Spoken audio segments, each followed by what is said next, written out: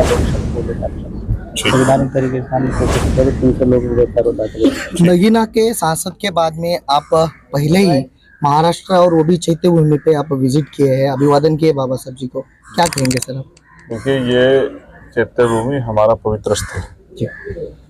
मैं आज ही नहीं, जब मैं पहली बार महाराष्ट्र में किसी कार्यक्रम में आया था तो मैं यहाँ आने के लिए निकला था, लेकिन पुलिस ने मुझे अरेस्ट कर लिया। हाँ जी, हाँ जी, 2019 ये में 2018 में सर। हाँ। ये 29-30 दिसंबर की बात। हाँ। फिर मैं भीमा कोरे गांव गया। आज बाबा साहब अम्बेडकर के द्वारा लिखे गए संविधान द्वारा वो शक्ति हमें प्रदान हुई है कि आज पुलिस नहीं रोक सकती हमें कि अगर हम चैत्य भूमि जाना चाहें। तो आज इस पावन अवसर पर मैं डॉक्टर बाबा साहब अम्बेडकर और अपने सभी महापुरुषों का धन्यवाद देता हूँ।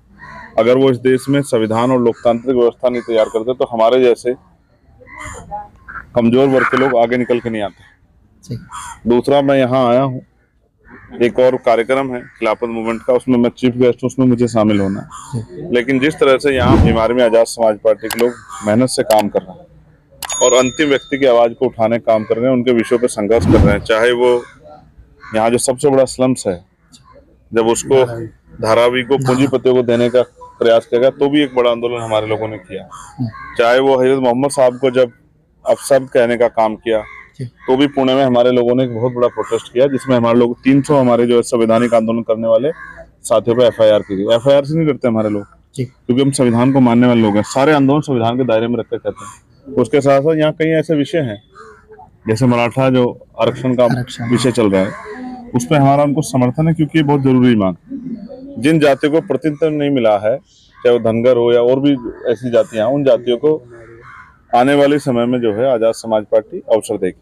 और मैं और हमारी पार्टी के सभी कार्यकर्ता नेता, मैं तो एक छोटा कार्यकर्ता हूं अपनी पार्टी का, जो बाबा साहब अम्बेडकर के मिशन का सिपाही है, उनके आंदोलन को देश भर में जिस तरह भी हम लोग आगे बढ़ा सकते हैं और जिस तरह भी हम लोगों की मदद कर सकते हैं, उसके लिए हम लोग संघर्षशील हैं। आज बैठे लोग का टुकड़गी फरमान आया है राहुल गांधी को लेकर, जिनकी जबान काटने वालों को 11 लाख रुपया दिया जाएगा। वो जो है एकनाथ शिंदे के MLA यहाँ के हैं, संजय गायकवाड़। उनके बहुत हल्के लोगों पर मैं बातचीत नहीं करता हूँ। हमारे कहावत है, हाथी चले अपनी चाल, कुत्ते भोगे 1000। तो अगर इन लोगों पे हम चर्चा करेंगे तो हमारा काम कौन करेगा? हम अपना काम कर रहे हैं, हमें अपने लोगों भैया जिंदाबाद, हमें अपने लोगों की चिंता है। आप मुझे बताइए कि क्या हमारे लोगों की समस्या कोई पार्टी उठा रही है? जो हमारे बच्चों की, नौजवानों की जो है एजुकेशन, बाबा साहब ने हमें हथियार के रूप में दिया तरक्की के लिए। तो स्कॉलरशिप, जिस तरह से फेलोशिप हमारे बच्चों की लगातार खत्म की जा रही है, उसका बजट खत्म किया जा रहा है, क्या इस पर कोई आवाज उठा रहा है? कि हमारी एजुकेशन से, हमारी हेल्थ से, हमारे रिसोर्स रिजर्वेशन पे जिस तरह डाका पड़ रहा है, जिनकी बात आप कर रहे थे वो भी बैठ के एक भाषण देते हुए कह रहे थे कि हम खत्म कर देंगे। उन्होंने दिया कि बाबा साहब अम्बेडकर ने लड़के लिया, ये पूना पैक्ट के बाद मिला हमें, जिसको खत्म करने की बात कर रहे हैं। तो हम तो कहते हैं ठीक है, खत्म करो। तो पूना पैक्ट से पहले जो कम्युनल अवार्ड हमारे पास था वो हमें दे दो, उसके बाद जो कुछ करना है करो। वापिस आओ जिस समझौते को आपने किया था। क्या देश से गैर बराबरी खत्म होगी जाति के आधार पर? क्या आर्थिक आधार पर गैर बराबरी खत्म होगी? जो सबकी नजरों में आरक्षण खटक रहा है, आरक्षण खत्म कर देंगे, खत्म कर देंगे। तुम हो कौन खत्म करने? तुमने दिया था कि? तुमने तो सदियों तक, इतने लंबे समय तक हम जुर्म जाति से रहे, तभी तुमने हमें पीने के लिए पानी नहीं दिया। तुम कौन हो खत्म करने वाले? जब तक इस देश में जाति व्यवस्था है, धर्म के आधार पर अत्याचार है, जब तक बराबर की हिस्सेदारी लोगों को नहीं मिलती, तब तक इस देश में वो अधिकार रहेंगे जो बाबा साहब अम्बेडकर पूना पैक्ट में देख गए। और उसको कोई छूने का प्रयास करेगा तो उसको याद रहेगा कि हम लोग चुप बैठने वाले लोग नहीं है। 2 अप्रैल 2018 सबके याद है। और अभी का भी भारत बंद या भविष्य में, अभी हमने दिल्ली में एक बड़ी रैली करके केंद्र सरकार को बताया। और महाराष्ट्र की सरकार में अगर कोई गुंडागर्दी करेगा तो इनको बताने में देर नहीं लगाएंगे। हमारे लोग को कमजोर समझने की गलती ना की जाए। हमारे लोग क्योंकि संवैधानिक मर्यादा में रहते हैं इसलिए चुप रहते हैं। हमें लोगों की चिंता है। आज भी बुनियादी सुविधा लोगों को नहीं मिल रही, रेप हत्याएं हो रही, जुल्म जाती हो रही। आज भी स्लम्स में रहने वाले हमारे लोगों को निकाला जा रहा है। इसका जवाब कौन देगा? जिन लोगों के पास जमीनें नहीं थी, जिनके पास घर नहीं थे, उनको कौन देगा? सरकार की जिम्मेदारी। करोड़ों करोड़ों रुपए लेके पूंजीपति देश से भाग जाते हैं, उन पर कोई सवाल नहीं करता है। 10,000 रुपए पे किसान को जेल में बंद कर देते हैं। जाति के आधार साथ साथ धर्म के नाम पे हिंसा हो रही है। कोई मॉब लिंचिंग करता है, कहीं बुलडोजर चलता है। ये कौन सी संवैधानिक व्यवस्था? आज तो सुप्रीम कोर्ट ने भी कह दिया ये गलत है, लेकिन ये सस्ती लोकप्रियता के लिए और अपने वोटर्स को खुश करने के लिए जिस तरह से दमन किया जा रहा है मुसलमानों का, बुद्धिस्टों का, ईसाइयों का, आदिवासियों का, ये नहीं स्वीकार्य हम लोग। तो हम अपना काम कर रहे हैं और ये जैसे जैसे काम आगे बढ़ेगा वैसे तानाशाही हो, सामंती हो, पूंजीवादी हो या मनुवाद को पालने वाले लोग सब ठंडे हो जाएंगे। आप मेरी बात पे याद रखना। सब इंसान बन जाएंगे। और हम आपने नहीं देखा क्या हुआ नागपुर में दीक्षा भूमि पे क्या करने का प्रयास किया, आपने नहीं देखा क्या? जी।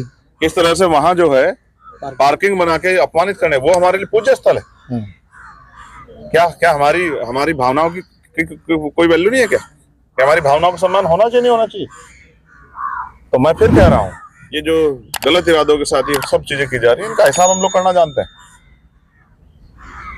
हम मार रेजिमेंट के लोग हैं, हमें इतनी आसानी से नहीं जो है कुचला जा सकता।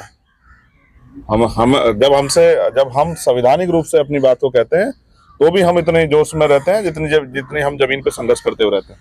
हमने जो कुछ पाया संघर्ष करके पाया देश में, हमें कुछ नहीं मिला आसानी से। आज भी हमारे लोग बेघर, आज भी हमें खाने को अच्छी रोटी और पहनने को अच्छे कपड़े नहीं मिलते। और जाके देखिए, एक तरफ अमीरों के बड़े बड़े घर हैं जहाँ 1 बीघे के मकान में 2 आदमी रहते हैं, और जहाँ हमारे घर हैं झुग्गी झोपड़ियां हैं जिनपे सरकार की निगाह है, जिनको बर्बाद करके हमें उजाड़ने का प्रयास किया जा रहा है, जहाँ 10 गज जमीन में 10 ही लोग रहते हैं। हम इंसान जैसी जिंदगी लेकर आ रहे हैं इस देश में। हमें तो अभी सरकारों ने इंसान भी नहीं माना। अभी बहुत बड़ी लड़ाई। एनसीआरबी का डाटा पढ़ेंगे तो आपको पता लग जाएगा महिलाओं किस तरह के जुल्म हो रहे हैं, और किसी सरकार में सुरक्षित नहीं। हमें अपने लोगों की चिंता है। हम बाबा साहब अम्बेडकर को मानने वाले लोग हैं जिन्होंने कहा पॉलिटिकल पावर द मास्टर की। हम तो राजनीतिक शक्ति अपने हाथ में ले रहे हैं। आज अम्बेडकर वादियों पे एक मेंबर ऑफ पार्लियामेंट जो असेंबली में खड़े होकर उनके हकों के लिए डांटता और उनके साथ साथ हर कमजोर के लिए आवाज उठाता है। मैंने दीक्षा भूमि का विषय भी उठाया पार्लियामेंट में। जी। दादर में जो है बाबा साहब अम्बेडकर के नाम पे जो है रेलवे स्टेशन का नाम होना चाहिए, उसका भी मैंने वो उठाया। और जो भी यहाँ की मांग होगी उसको मैं पार्लियामेंट जोर शोर से उठाऊंगा। लेकिन मैं फिर स्पष्ट करता हूँ, अगर आने वाले समय में यहाँ के हक वंचित समाज ने हमारा साथ दिया और हमें अवसर दिया तो आप फिर देखना मेरे जैसे कुछ लोग जो हैं यहाँ की असेंबली में खड़े होकर अपने हक अधिकारों के लिए सवाल खड़ा करेंगे और चैन से नहीं बैठे देंगे किसी को। ये लड़ाई हक अधिकारों की है, ना जाति की ना धर्म की, हक अधिकारों की लड़ाई। कुछ लोग जो हक अधिकारों पर डाका डाल के बैठे वो नहीं देना चाहते, और हम लोग आत्मसम्मान के साथ जीना चाहते हैं, तो उसके लिए हक अधिकारों की जरूरत है। आज सरकारी स्कूल बंद किए जा रहे हैं, किसके पास जवाब है? गरीब का बच्चा कहाँ पढ़ेगा? आज सरकारी हॉस्पिटल बंद हो रहे हैं, गरीब कहाँ से इलाज कराएगा? तो हम जानवर नहीं है, हमारी भावनाओं की कदर करनी पड़ेगी, उनको समझना पड़ेगा, और उनकी आवाज उठाने के लिए हम लोग है ना, और करेंगे हम सामना। इनकी गोलियों का भी सामना करेंगे, इनकी लाठियों का भी, इनकी जेलों का भी सामना करेंगे, लेकिन हटने वाले नहीं। अम्बेडकर ये बात सरकार याद है। सांसद से पहले कितने उम्मीदवार आप? ये स्टेट की टीम तय करेगी, मेरा काम नहीं, मैं तो सामान्य कार्यकर्ता हूँ। फिर भी सर आज इनके जो आदेश होंगे वो मुझे ही मानने। जब ये मुझे बुलाएंगे, जब ये कोई कार्यक्रम करेंगे, आयोजन करेंगे, रैली करेंगे, कोई आंदोलन करेंगे, तो मैं कार्यकर्ता के तौर पे इनके साथ खड़े होकर इनकी जिम्मेदारी को अदा करूंगा। यहाँ की लीडरशिप इनको करनी है। अभी जो चल रहा है उसमें आपका रहेगा?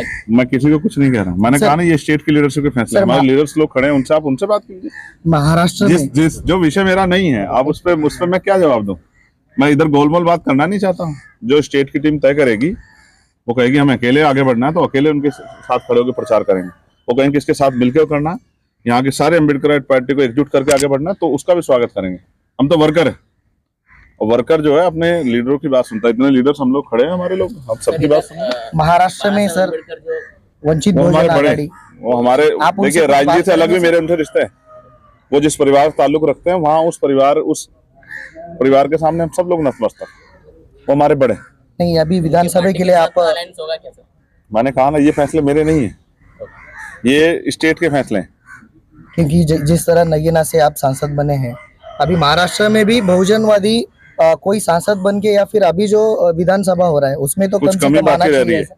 जी, कोशिश तो हो रही है पूरी, नजदीक से वापस आ जा रहा है, उस कमी को उसके पूरा लिए आप अलग से कुछ ये रखेंगे, ध्यान रखेंगे? नहीं, महाराष्ट्र के मैं लिए? पूरी कोशिश कर रहा हूँ। मैं समझता हूँ ना पॉलिटिकल पावर को, जितने मेरे जैसे लोग आएंगे उतनी ताकत बढ़ेगी। आप सांसद से पहले रास्ते पे लड़ाई आप करते थे भीम आर्मी पूरा, अभी भी करता हूँ। अभी सांसद के बाद में आप जब अभी 5 तारीख के आंदोलन कॉल की जी 3 तारीख को प्रचार खत्म होगा, 4 तारीख को मेरी मीटिंग है मेरे लोकसभा क्षेत्र में जी दिशा महाराष्ट्र कमेटी की। 5 में मैंने आंदोलन रखा है। एक लड़का है मुस्लिम वसीम, जिसको उत्तराखंड में मारा गया, जी जी उसके परिवार के लोग, जब मैं गया तो वो आंसू बहा के मुझसे कह रहे थे कि हमें न्याय दिला दो। ओह, उन्होंने मुझसे रुपए पैसे नहीं मांगे, बस न्याय मांगा। तो मैंने उनको विश्वास दिलाया कि 5 तारीख को मैं आके आंदोलन करूंगा।